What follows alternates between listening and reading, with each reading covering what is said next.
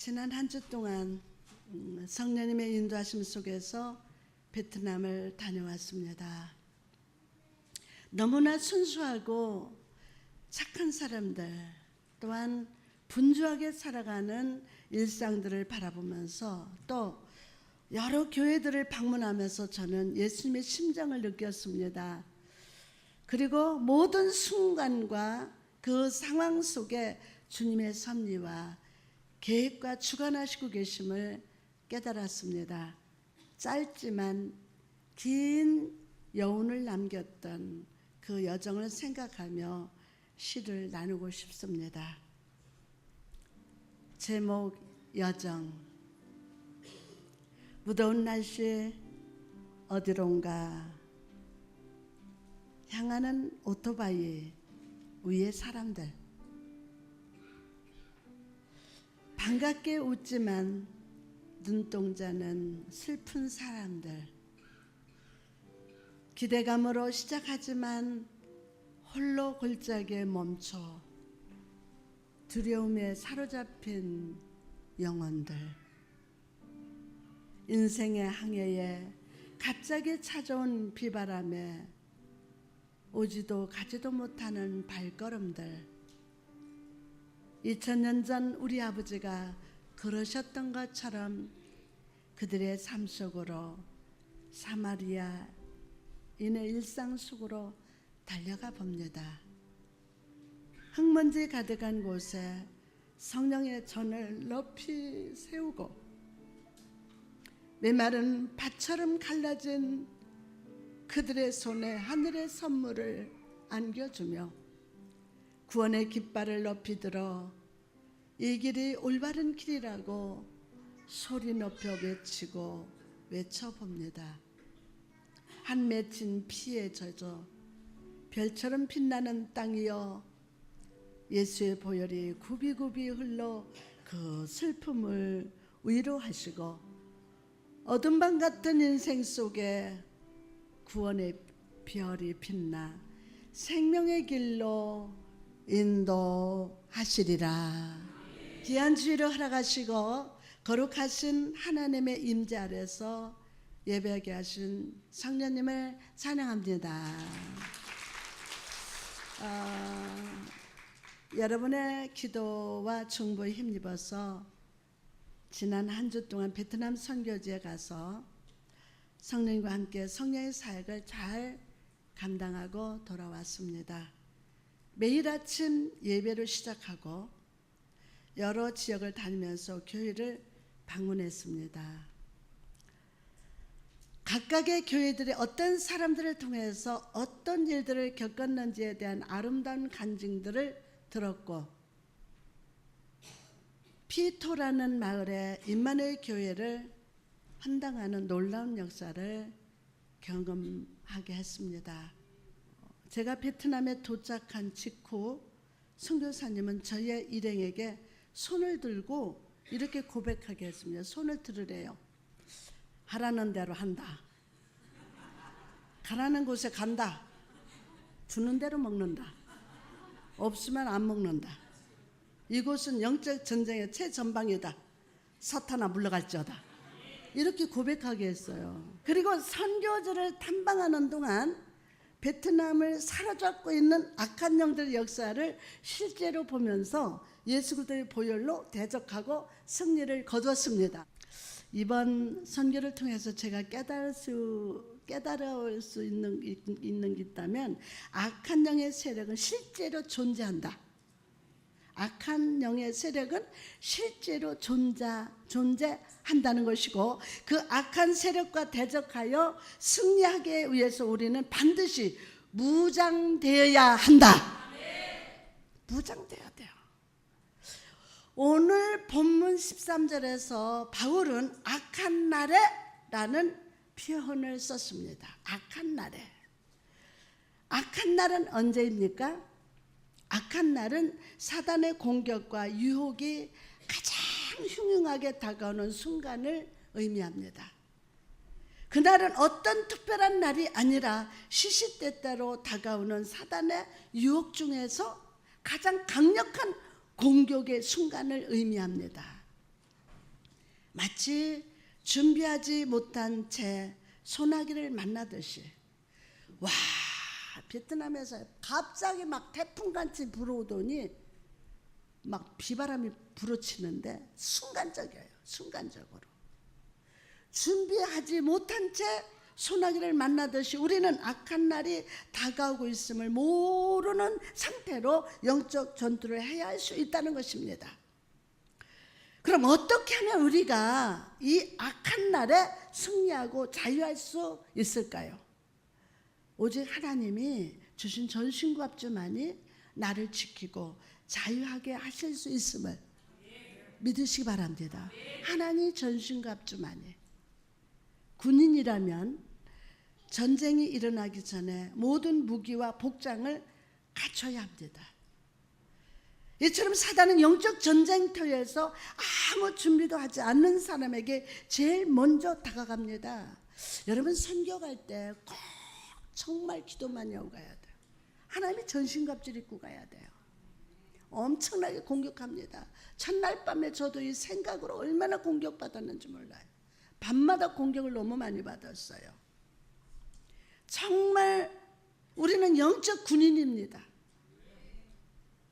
여러분 평소 때 영적으로 무장합시다.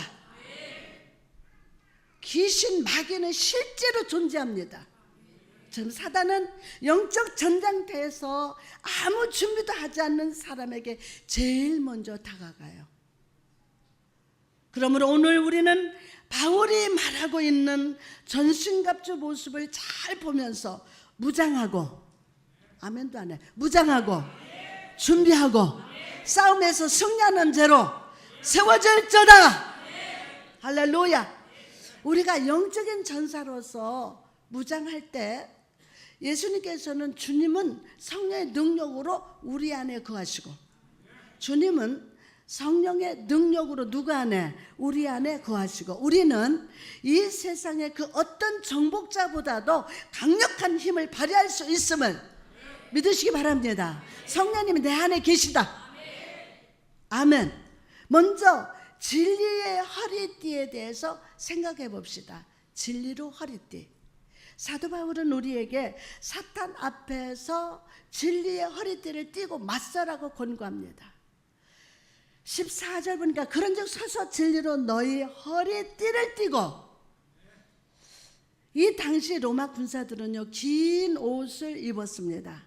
위에서부터 발목을 이렇게 발까지 다 숨길 수 있는 긴 옷을 입었어요. 그러나 이 옷이 땅에 걸리지 않고 아주 민첩하게 움직일 수 있도록 허리를 띠로 단단히 묶었습니다. 허리띠는 오늘날처럼 길고 얇은 띠가 아니라 폭이 매우 넓어서 이 띠로 허리부터 배까지 덮고 어떤 것은 발목까지 덮을 수 있었다고 합니다. 그리고 이 허리띠에는 칼을 찰 수 있는 고리도 달려 있었습니다. 사람에게 있어서 아랫배 부분은 칼과 창을 가지고 싸우는 시대의 가장 취약한 부분이라고 합니다. 어디와? 아랫배 부분은, 아랫배 부분은 창과 칼을 가지고 싸우는 시대의 가장 취약한 부분이라고 합니다. 일단 공격하기 쉽고 공격받게 되면 치명적인 출혈과 고통을 가져온다고 합니다. 또한 복부에 상처가 날 경우에 적절한 치료를 받지 않으면 세균 감염이 되기 쉽고 또한 폐혈증으로 사망하는 경우도 많다고 합니다. 여러분 삶 속에서 사단은 제일 먼저 우리의 치명적인 약점, 취약한 부분을 공격할 것입니다. 그리고 이 약점은 진리의 허리띠로만 지키고 보호할 수 있음을 잊지 마시기 바랍니다. 진리의 허리띠로만 보호할 수 있어요. 여러분 우리 삶의 중심으로 진리로 감싸는 것은 정말 중요합니다. 에? 중심을 진리로 지키는 것. 만약 우리가 이 진리가 아니라 잘못된 정보나 사단이 주는 거짓의 기초에서 생각하고 사고한다면 우리의 삶은 그 자체로 혼란과 착각 속에 살아가게 될 것이기 때문입니다. 사실 아닌 것과 사실이 될 수 없는 것에 신뢰를 보내고, 모든 결정과 선택들은 명분도 목표도 그리고 힘도 없는 헛된 것이 되고 말 겁니다. 여러분, 하나님께서는 저와 여러분이 그러한 환상과 혼란 속에서 살아가는 것을 기뻐하지 않습니다. 그 사람이 믿음이 좋으니까 그 사람 말은 들어야 돼. 천만에.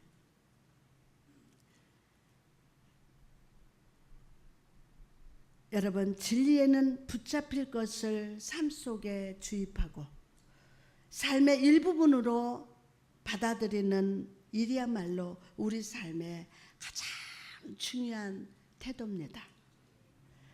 그 진리 위에 생각하고 진리 위에서 믿음을 갖고 온전한 태도를 보여주며 살아가야 함을 믿으시기 바랍니다.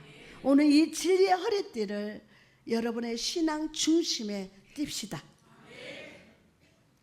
그리고 이 진리 위에 굳건히 서서 내 삶 속에 진리가 아닌 것들을 제거합시다. 이 시간 진리 아닌 것들이 우리의 영토 안에 숨겨져 있다면 이것을 꼭 만나게 돼요.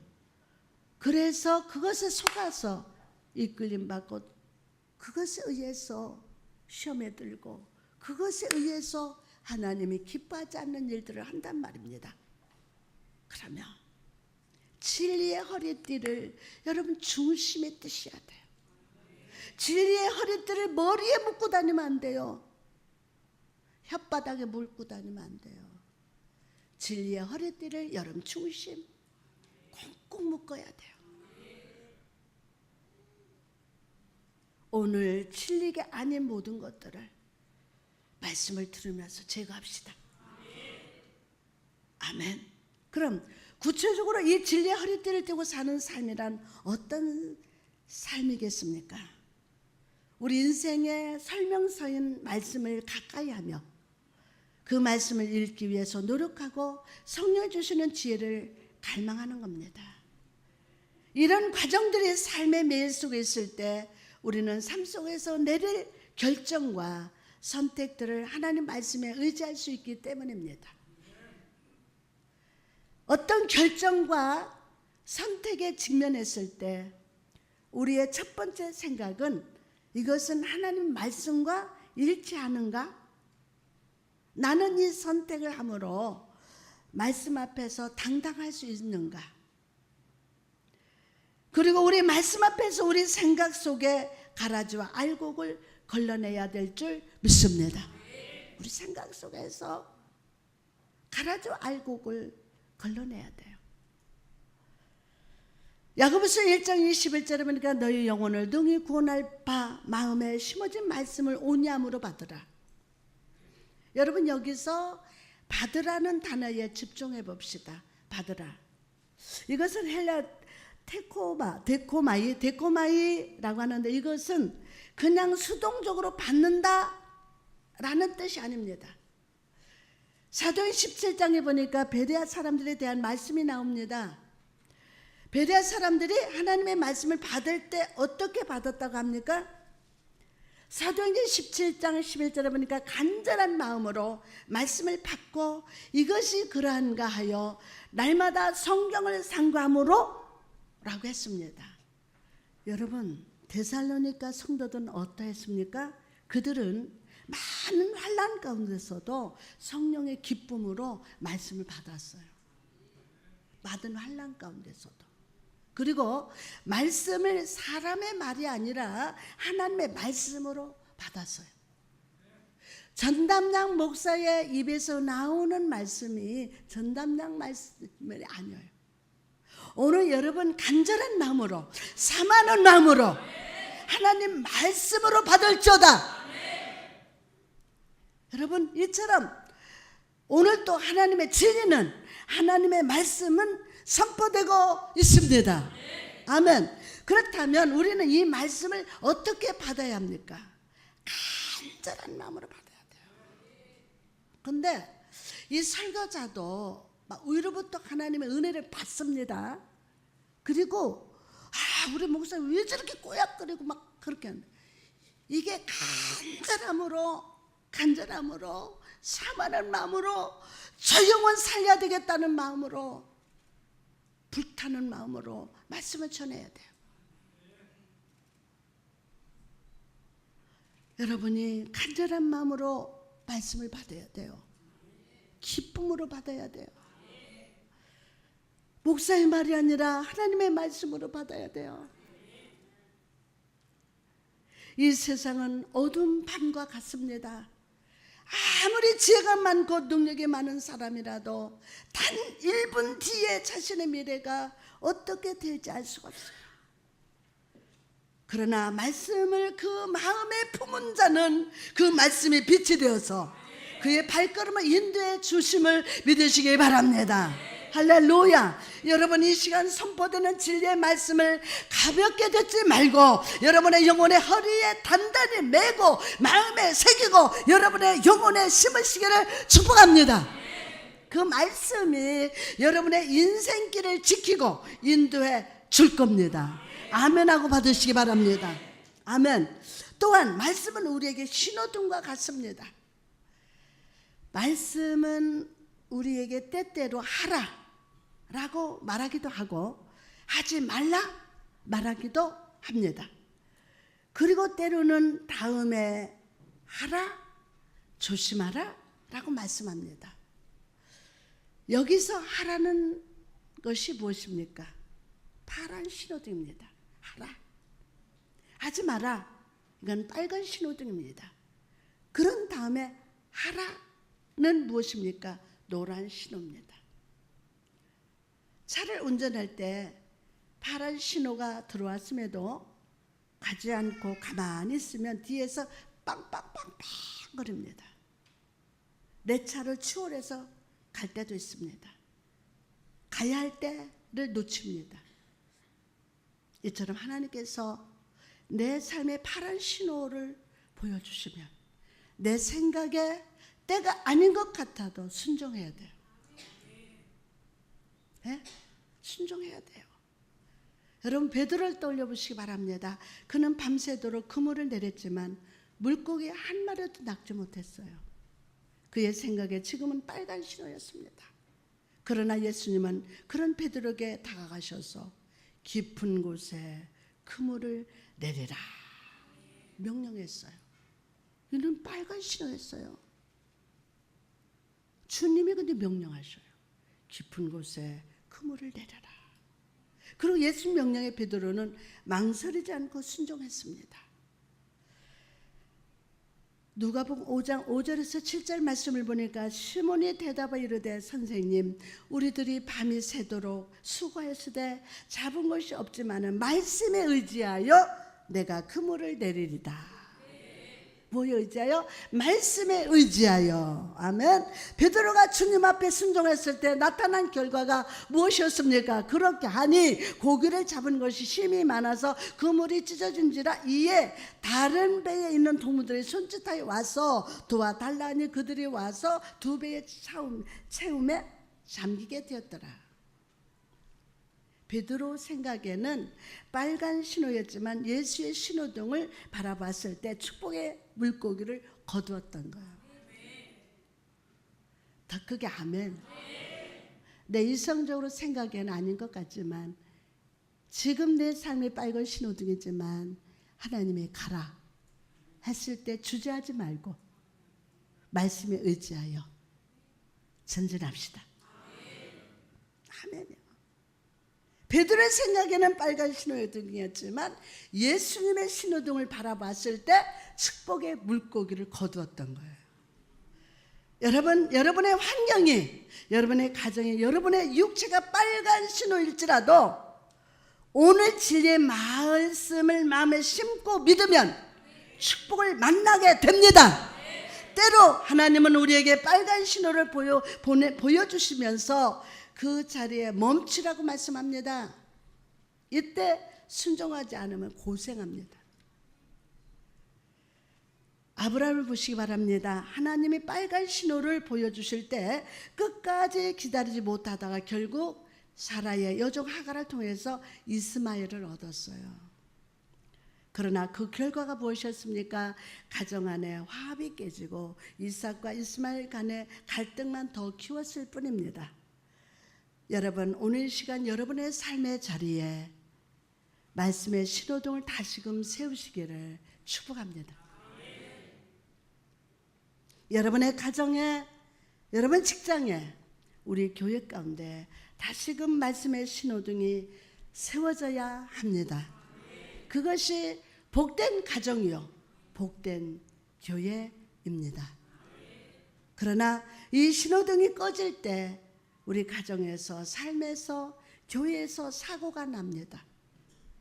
관계가 깨지는 것입니다. 문제가 생깁니다. 부디 오늘 시간 말씀을 마음에 품어서 말씀의 빛이 삶에 빛나고 말씀의 신호등에 따라 순종하는 여러분 되시기를 주님의 이름으로 축복합니다. 두 번째로 의의 호심경을 살펴봅시다. 의의 호심경. 본문 14절 말씀 보니까 의의 호심경을 붙이고, 로마 역사를 살펴보면 군인들이 입는 호심경은 보통 두꺼운 가죽으로 만들어졌다고 합니다. 그리고 그 가죽에 적의 칼이나 창 그리고 화살로부터 몸을 보호하는데 문제가 없을 정도로 두꺼웠다고 합니다. 그럼 가죽 보호대는 무엇을 보호했을까요? 바로 사람의 가장 중요한 기관인 심장과 허파를 보호했대요. 심장과 허파. 이 두 기관이 상하면 사람은 누구든지 죽습니다. 허파, 심장. 그럼 왜 바울은 의로움의 보호대를 입으라고 했을까요? 성경은 우리가 예수님을 구주로 모셔드릴 때 우리가 의의 선물을 받는다고 말씀합니다. 예수님을 구주로 모셔드릴 때 저와 여러분은 의의 선물을 받았다. 아멘. 로마서 5장 17절 말씀 보니까 한 사람의 범죄로 말미암아 사망이 그 한 사람을 통하여 왕노릇하였은즉 더욱 은혜와 의의 선물을 넘치게 받는 자들은 한 분 예수 그리스도를 통하여 생명 안에서 왕노릇하리로다. 아멘. 자, 그러나 여러분, 여기서 우리가 오해해서는 안 되는 것이 있습니다. 바로 우리가 받는 의로움의 선물은 나의 의로움에서 오는 것이 아니라 예수 그리스도의 의로부터 오는 것임을 믿으시기 바랍니다. 사도 바울이 본문에서 말하는 의로움은 그런 무엇을 의미할까요? 의로움, 바로 언제 어디서나 하나님 앞에서 옳은 것을 추구하고 옳은 것을 행하는 모습이 삶 속에서 드러나야 한다는 거예요. 삶 속에서. 말로만 막 줄줄줄줄줄줄 막 성경 외우는 게 그게 아니에요. 삶 속에서. 난 그렇게 못하는데 어떡하지? 여러분, 여러분의 생각하고는 다르게 하나님의 의로움을 받은 여러분은, 하나님의 자녀된 여러분은 성화가 있다. 아멘. 계속 성화되어 가는 거예요. 아멘. 내가 하나도 바꿔지지 않은 것 같은데 천만에요. 여러분 하루하루 바뀌어지고 있어요. 그럼요. 아멘. 바꿔지고 있어요. 그 의로움은 예수 그리스도로부터 오는 거예요. 여러분 자신으로부터 오는 게 아니에요. 사도 바울 본문에서 의로움은 무엇이냐? 언제 어디서나 앞에서 어디서든지 사람 앞에도 어디든지 그 모습을 삶 속에서 드러내야 되는 거예요. 삶 속에서. 여러분, 의로움은 한 사람의 신앙과 삶의 태도 그리고 생각, 행동들이 하나님의 명령과 규율에 의해서 주장될 때가 나타납니다. 그러므로 삶 속에서 예수 그리스도의 의를 추구하기 위해서 우리는 오직 하나님 앞에서 순종하는 모습으로 사는 결단이 필요해요. 순종하는 모습, 결단. 한때는 죄를 향해 기울이고 순응했던 마음을 돌이켜서 하나님을 향해 순종할 수 있어야 돼요. 어제까지 여러분이 죄 가운데 아직 머물러 있는 자리에 있었지만 오늘 여러분이 하나님의 말씀에 순종하여 딱 결단이 있어야 돼. 방향이 바뀌어야 돼. 아멘. 어찌다가 내가 미혹의 영에 넘어갔다 할지라도 오늘 바뀌면 돼요. 맞아요, 안 맞아요? 마음을 돌이켜서 하나님을 향해서 순종하는 거. 다윗이 하나님이여 내 속에 정한 마음을 창조하시고 내 안에 정직한 영을 새롭게 하소서 라고 간구했듯이 마음을 주께로 집중해야 돼요. 마음을. 죄를 기뻐하고 육체로 사는 사람들은요, 누구나 죄에 대해서 관대합니다. 자기 스스로 모든 상황 속에서 변명하며 자기를 합리화하기를 주저하지 않습니다. 이 나라 이 땅에 수많은 그리스도인들이 있습니다. 여러분, 우리가 진정 그리스도인의 삶을 살아가기 위해서 우리는 삶의 모든 구석구석에서 예수 그리스도의 의를 힘입어 결정해야 합니다. 그렇게 해서 우리는 먼저 예수 그리스도의 호심경을 입고 그리스도의 삶 속에서 기쁘시게 하는 자로 살아야 함을 믿으시기 바랍니다. 그럼 이제 사람의 허파와 심장을 보호하는 의의 호심경에 대해서 좀 더 자세히 살펴보고자 합니다. 허파는 우리 인간을 환경 속에서 아주 독특한 방법으로 연결시키며 줍니다. 사람은 자기를 둘러싸고 있는 세상을 허파를 통해서 들이마시고 또 뱉습니다. 세상은 우리를 살아가게 해주고 또 우리 각 사람은 세상을 유지되도록 합니다. 우리가 호흡하는 공기가 심하게 오염되면, 특히 요즘과 같이 미세먼지가 가득한 상황 속에 숨을 쉬면 호흡기 질병에 걸리고 몸은 고통을 받습니다. 이처럼 우리가 하나님 앞에서 죄 가운데서 거하고 불의하며 부정적인 환경 속에 살아갈 때 그런 환경을 호흡하는 우리의 영혼도 영적인 고통을 안고 살아갈 수밖에 없다는 것입니다. 그런데도 많은 주의 자녀들이 자기가 영적으로 오염되고 있다는 사실도 모른 채 살아가고 있습니다. 세상의 태폐적인 문화를 즐기고 하나님이 가르쳐주신 말씀들을 잊은 채 세상을 들여마시면서 살아갑니다. 은혜로운 대화가 넘쳐할 입술을 가지고 거짓말과 농담들, 다른 사람을 깎아내리는 험담을 내뱉습니다. 새로운 신자가 오면 몇 주 지나봐요. 그 사람 데리고 막 헌담을 하니 이 교회에 머물 수가 있나? 머물 수가 없어. 건전하지 못한 영화와 TV 프로그램을 죄와 음란으로 가득 찬 인터넷 사이트들이 성도들의 영혼을 타락의 길로 유혹하고 있습니다. 여러분은 그리스도인입니까? 예수 그리스도로 구주로 모셔 들으셨습니까? 그럼 여러분 세상 속에서, 가정 안에서, 모든 인간관계에 있어서 어떤 호흡을 내뱉고 있습니까? 나와 관계된 모든 인생의 현장 속에서 여러분은 어떤 영향력을 끼치고 있습니까? 교회 안에서, 가정 안에서 내가 내뱉는, 들여마시고 내뱉는 이런 삶 속에서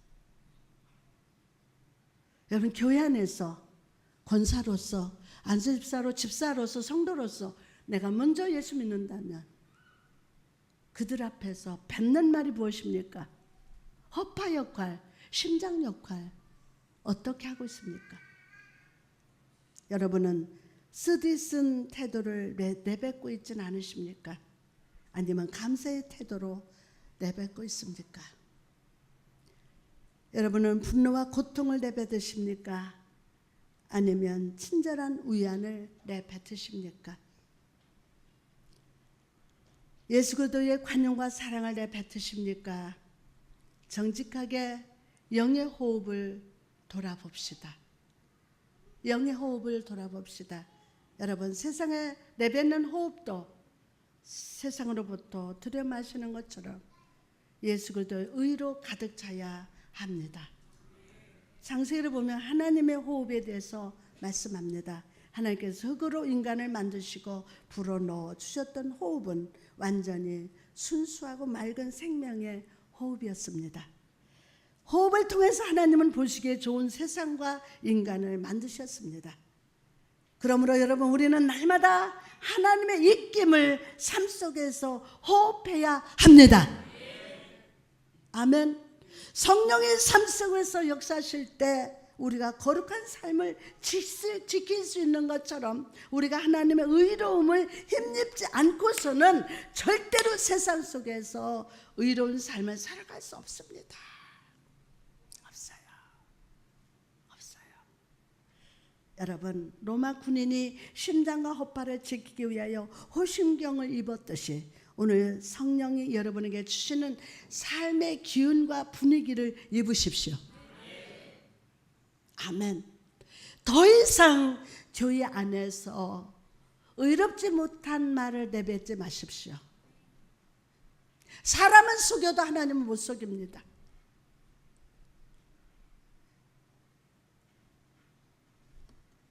다 각자의 기질과 성품, 사람 인생관들이 다르지만 여러분은 예수 그리스도 안에 한 형제 자매요. 한 형제 자매요. 의로움을 받은 자입니다. 다른 사람 험담하지 마시고 그 내뱉는 험담 때문에 그 사람의 시험 들고 교회를 떠나고 싶은 사람들이 많아진다는 겁니다. 오늘 성령 여러분이 주시는 삶의 기운과 분위기를 입으시기 바랍니다. 수시로 하나님의 말씀을 읽고 기대하는 마음으로 설교를 들으시며 모든 염려와 근심을 내려놓고 기쁨과 감사로 찬양을 드립시다. 그럴 때 성령의 충만한 분위기가 여러분을 감싸 주실 줄 믿습니다. 이름만 그리스도인이 아니라 세상으로부터 구별된 존재가 되었음을 사실로 인식하게 될 줄 믿습니다.